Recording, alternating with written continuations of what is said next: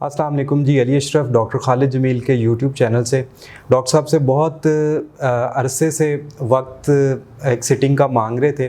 कुछ डॉक्टर साहब की तबीयत नासाज रही, डेंगू वगैरह के हवाले से आपने वीडियो भी देखी होगी। तो डॉक्टर साहब आपका बहुत शुक्रिया कि आपने फाइनली जो हम सिटिंग बड़ी प्लान कर रहे थे वो टाइम हमें मिल गया। डॉक्टर साहब आपने अपनी किताबों में भी और जो आप टॉक्स देते हैं मुख्तलिफ यूनिवर्सिटीज़ में और अपनी जो यूट्यूब चैनल पे भी आप बच्चों की जो तरबियत है उसके हवाले से भी बड़ा एक अहम आस्पेक्ट आपका है और उसको भी आप बड़े अच्छे तरीके से गाइड करते हैं।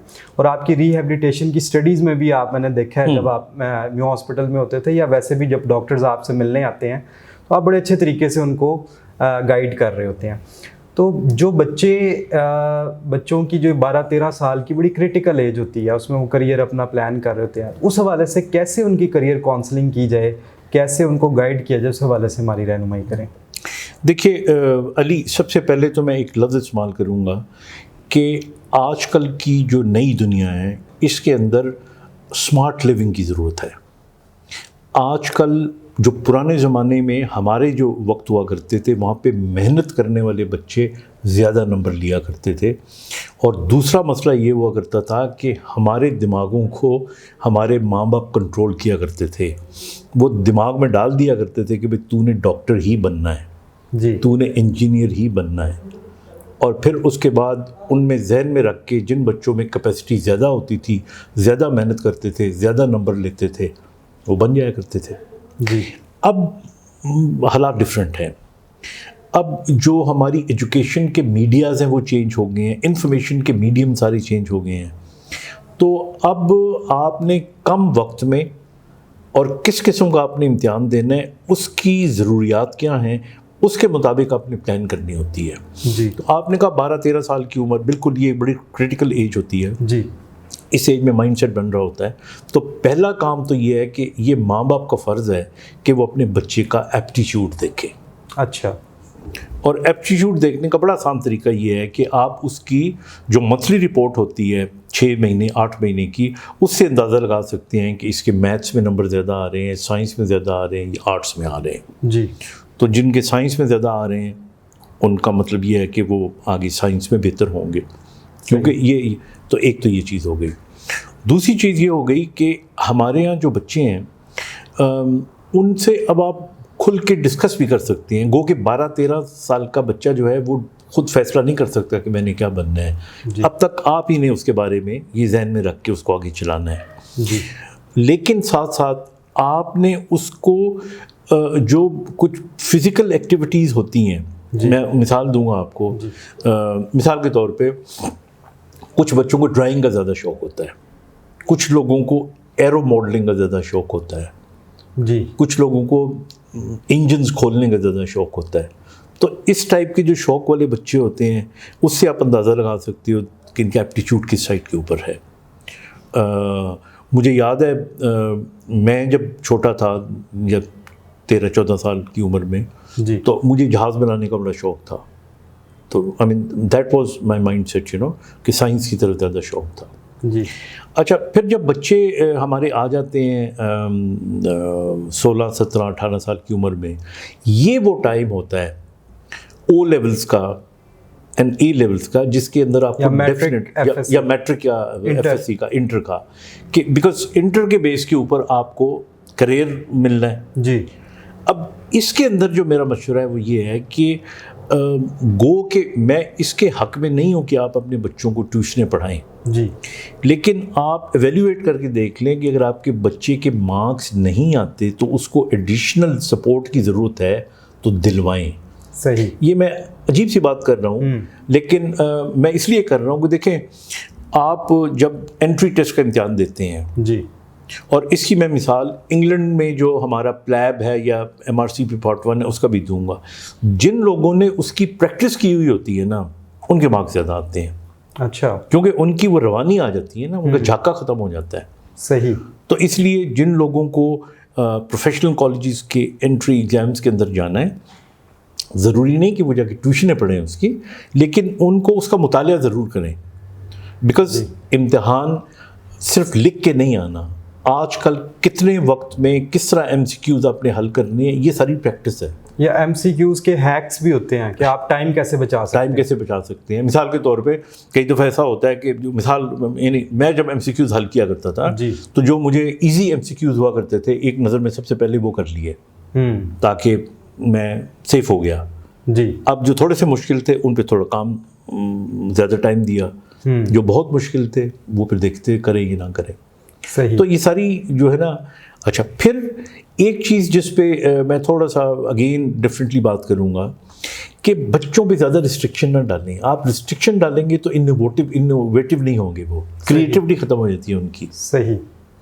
مجھے یاد ہے ہمارے یہاں جو ایک کانسیپٹ تھا کہ وہ بچہ جس کے بال چھوٹے ہوں, وہ بچہ جو وقت پہ سو جائے, جو وقت پہ اٹھ جائے, جو ماں باپ کی اور سب کی بہت عزت کرتا ہو, ٹیچر آئیں تو کھڑا ہو جائے, یہ بڑا بیبا اور اچھا بچہ ہے. لیکن اگر میری نظر میں یہ بچہ ایسا ہی ہو لیکن میٹرک کے رزلٹ کے اندر 3rd ڈویژن لے لے تو مجھے ان چیزوں کی ضرورت نہیں ہے. صحیح. مجھے ایسے بچے کی ضرورت ہے وہ عزت احترام جو واجبی سا کرتا ہو لیکن رات کو دیر سے سوتا ہے یا جلدی سوتا ہے. That is also not very. Doctor صاحب بچپن میں ہم وہ پڑھتے تھے نا, وہ خالد میرا بہترین دوست ہے, اور خالد میں زمانے کی تمام جو ہیں وہ اچھائیاں ہوتی تھی. ویسے وہ اتفاق ہے اس کا نام بھی خالد تھا. وہ جو بچپن میں لیکن اب خالد بدل چکا ہے تو اب اس کو اپڈیٹ ہو گیا ہے. اپڈیٹ اس کو ابھی آج کل کی دنیا کے اندر ہی has to be practically successful. اور اچھا سر, اس میں ایک بات میں آپ کی اس کی طرف رہنمائی چاہوں گا کہ آپ نے اس طرح بتایا کہ رپورٹ کارڈ دیکھیں اور اس کے اندر جو ہے اب ہوتا یہ ہے کہ رپورٹ کارڈ, کیونکہ ہماری اورینٹیشن پاکستان میں پیرنٹس کی اب تک یہ ہے کہ سائنس میں اگر آپ جائیں گے تو سکسیزفل ہوں گے. کچھ بچے ہوتے ہیں وہ سائنس میں 70-80% مارکس لے رہے ہوتے ہیں لیکن ایکسیپشنلی گڈ ہوتے ہیں ان اردو, انگلش, اسلامیات, مطالعہ پاکستان جو ہمارے, تو وہ ان کا شوق بھی ہوتا ہے. وہ کہتے ہیں کہ ہمیں اس میں زیادہ مزہ آتا ہے, لیکن پیرنٹس کہتے ہیں کہ اس کا آگے اسکوپ نہیں ہے, یا اس میں آپ ایکسیلنس کیسے حاصل کرو گے, کیونکہ doctor, engineer, army, air force, یہ سارے جو اچھے پروفیشنز ہیں یہ FSC کے بعد زیادہ تر ملتے ہیں. تو ان پیرنٹس کے لیے آپ جو جن کے بچے ایکسیپشنلی گڈ ہیں, آئی تھنک اگر بچہ ایکسیپشنلی گڈ ہے دونوں قسم کے مضمونوں میں جی, تو پھر اس کے ایپٹیچیوڈ اور چوائس کو دیا جائے. دیکھیے کچھ باتیں ہوتی ہیں آپ کتابی کرتے ہو, کچھ باتیں ہوتی ہیں تجربے کے طور پہ کرتے ہو. میں آپ کو اپنی مثال دے دیتا ہوں. جی. میرے 4 بچے ہیں ماشاء اللہ. جو میری سب سے بڑی بیٹی ہے اس کا آرٹسٹک مائنڈ تھا. We wanted her to become a doctor. جی. اور اس نے نمبر سائنسز میں اچھے نہیں لیے, آرٹس میں بہت اچھے نمبر لیے, تو او لیولس میں آگے. دین وی ڈیسائیڈڈ کہ نو. اور وہ آج آرٹسٹکلی اللہ کا شکر ہے کہ شی از ڈوئنگ ویری فائن. جی. اس کے بعد جو 3 بچے ہیں وہ ہمیں لگا کہ سائنس کی طرف زیادہ ہیں اور ان کے مارکس بھی سائنس کے سبجیکٹس میں اچھے آتے رہے, تو وہ تینوں کے تینوں ماشاء اللہ دے آر ڈاکٹرس. بیٹا میرا جو ہے اس نے HSN سے کیا, پھر آغا خان چلا گیا تو یہ امریکہ میں ہے. بیٹی نے MRCP کر لیا. اس سے جو چھوٹی بیٹی ہے اس کو حالانکہ ہم نے تھوڑا سا ڈسکریج بھی کیا ایک اسٹیج کے اوپر کہ تم کیا سارے ڈاکٹر بن رہے, do something else, but she had an aptitude, she wanted to become a doctor, تو بن گئے.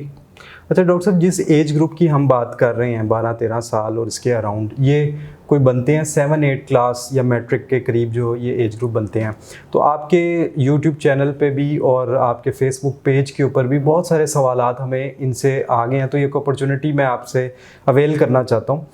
کچھ سوالات ایسے تھے کہ بچے خاص طور پہ جو لڑکے ہیں وہ بڑے اسٹبن ہو جاتے ہیں اور ضد اتنی کرتے ہیں چیزوں کے, جب ان کو کسی خاص کام سے منع کرتے ہیں توڑ پھوڑ بھی کرتے ہیں اور بالکل کہنا نہیں مانتے, اور ان کو جتنا سمجھاتے ہیں اتنا زیادہ بغاوت کی طرف آ جاتے ہیں.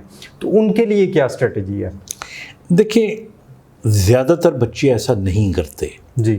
اور ان گھروں میں اس قسم کے حالات زیادہ پیدا ہوتے ہیں جس گھروں میں ماں باپ آپس میں جھگڑا لڑائی کرتے ہیں.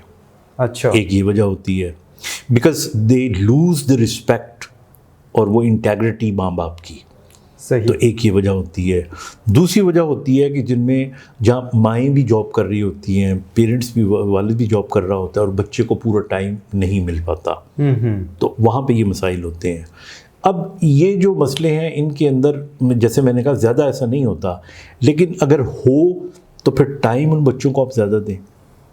اور اسی طرح لڑنا تو ہے ہی بری بات. صحیح. تو پیرنٹس کو رول ماڈل بننا چاہیے, کیونکہ میں نے دیکھا ہے بہت سے نفسیاتی مسائل بھی جو بچوں میں پیدا ہوتے ہیں وہ ماں باپ کے جھگڑوں میں ہوتے ہیں, ان سے ان کو کلو ملتے ہیں, تو اس کو اوائڈ کریں. سر یہ عمر ایسی بھی ہوتی ہے کہ لوگ جو بچہ ہے وہ لڑکا اور لڑکی وہ باہر کی دنیا ایکسپلور بھی کر رہا ہوتا ہے, اس کے دوست بن رہے ہوتے ہیں, تو یہ فیکٹرز کتنے اہم ہیں یا غیر اہم؟ نہیں, یہ تو دیکھیں نا, یہ پلس بھی ہیں اور مائنس بھی ہیں. آج کل کی دنیا میں you have to live in this world. اگر آپ کسی بچے کو بالکل فیس بک بند کر دیتے ہیں, آپ اس کو ایکسیس نہیں دیتے نیٹ کے اوپر, تو یہ زیادتی بھی ہے.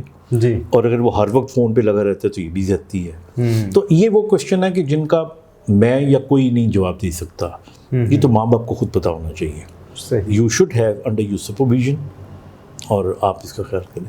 چلے, بہت آپ نے مختصر اور اچھا جامع جو ہے اس کا جواب دے دیا. تو میں چاہوں گا اپنے دیکھنے والوں سے کہ آپ اس طرح کے کوئی مسائل, سب کا ہم تو جواب نہیں دے سکیں گے, لیکن جب بھی ہم ڈاکٹر صاحب کے ساتھ سیٹنگ رکھیں گے کوشش کریں گے کہ میکسیمم آپ کے جو سوالات ہیں ان کو ایڈریس کر سکیں. Thank you.